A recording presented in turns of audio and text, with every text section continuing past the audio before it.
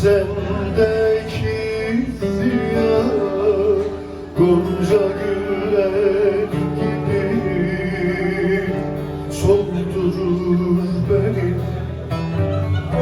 Aşık Leyla sendeki ziya gonca güller gibi soldurur beni. Beni sevdalım beni, belalım beni. Beni sevdalım beni, belalım beni.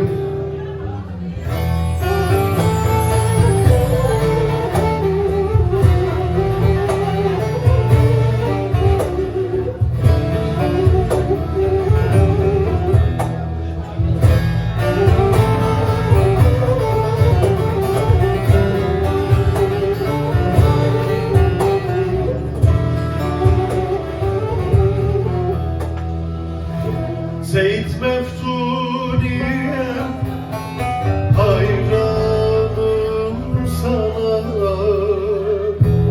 Acı şu halime merhamet bana. Kara toprak oldu bize özar. Sarar sine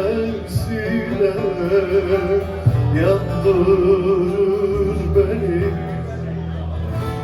Kara toprak oldu bir